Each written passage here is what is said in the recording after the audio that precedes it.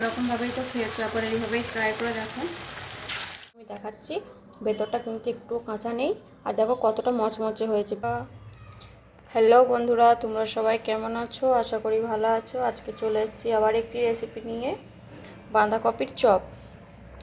এখানে বাঁধাকপি চপের জন্য আমি একটু অল্প পরিমাণে বাঁধাকপি নিয়ে নিয়েছি, আর এখানে দিয়ে দিচ্ছি অল্প পরিমাণে নুন, আর দিয়ে দিচ্ছি অল্প পরিমাণে হলুদ। এবার এটাকে আমি ভালোভাবে হাতে করে মেখে নেব। দেখো আমার কিন্তু এটা ভালোভাবে মেখে নেওয়া হয়ে গেছে। এবার আমি এটাকে 10 মিনিটের জন্য রেস্টে রেখে দেব।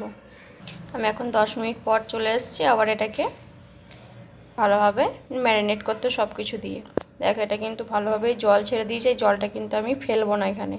এবার এখানে আমি দিয়ে দিচ্ছি একটু আদা, একটু আদার পর দিয়ে দিচ্ছি 3 কোয়া রসুন, আর ঝালের জন্য দিয়েছি কিছুটা কাঁচা লঙ্কা, আর দিয়ে দেবো অল্প পরিমাণে মৌরি, হাফ টিস্পুন ধনে গুঁড়ো, হাফ টিস্পুন চিনি।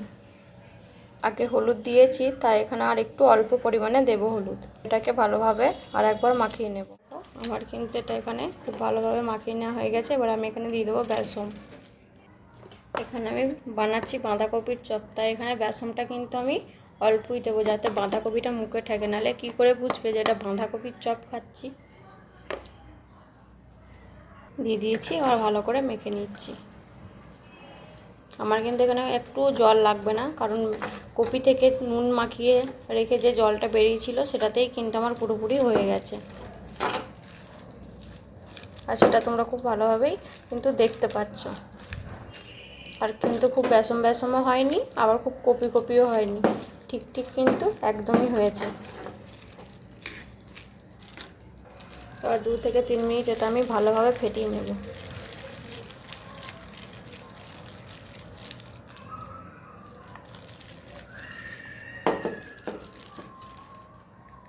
একটু নরম করার জন্য আমি এখানে নিয়ে নেব অল্প পরিমাণে জল। তোমরা দেখতেই পাচ্ছ আমি কতটা অল্প পরিমাণে জল নিয়েছি। দেখো এখানে কিন্তু আমার এটা ভালোভাবে মাখা হয়ে গেছে। এবার আমি ভেজে নেব। এখানে বাঁধাকপির চপ ভাজার জন্য আমি কড়াইয়ে নিয়ে নিয়েছি পরিমাণ মতো তেল। এখানে আমি সাদা তেল নিয়েছি। তেল কিন্তু এখানে খুব ভালোভাবে গরম হয়ে গেছে। এবার আমি এখানে দিয়ে দিচ্ছি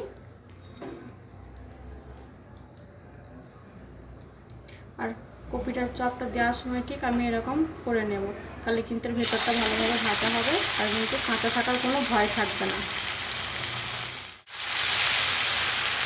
অনেক রকমভাবেই তো খেয়েছো, একবার এইভাবেই ট্রাই করে দেখো। ভিডিওটি ভালো লাগলে লাইক করবেন, চ্যানেলটাকে সাবস্ক্রাইব করে দেবেন, আর ভিডিওর রেসিপিটি আপনাদের কেমন লাগলো কমেন্টে কিন্তু অবশ্যই জানাবেন। দেখো এখানে কিন্তু ভালোভাবে ভাজতে দিয়েছি। এখানে কিন্তু গ্যাসের ফ্লেমটা সবসময় লো রাখতে হবে, নাহলে কিন্তু কপিটা তাড়াতাড়ি পুড়ে গেলে ভাজা হবে না, কিন্তু ভেতরটা কাঁচা কাঁচা থেকে যাবে আর উপরটা পুরো পুড়ে যাবে। দেখো এখানে কিন্তু এক পিঠটা ভালোভাবে ভাজা হয়ে গেছে। এবার আমি এই পিঠটা উল্টে দেবো। দেখো এটা কিন্তু পড়েও নি, আর এই ভালোভাবে পিঠটা ভাজাও হয়ে গেছে দিকটা।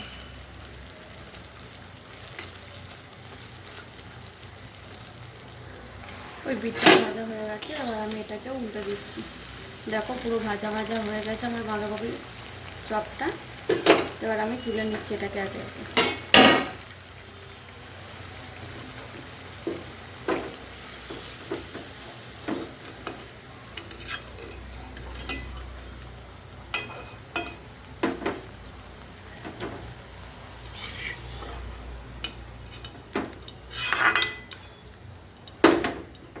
এখানে কিন্তু আমি তুলে নিয়েছি, আর আমার বাঁধাকপির চপটা কিন্তু খুব সুন্দরভাবে হয়ে গেছে।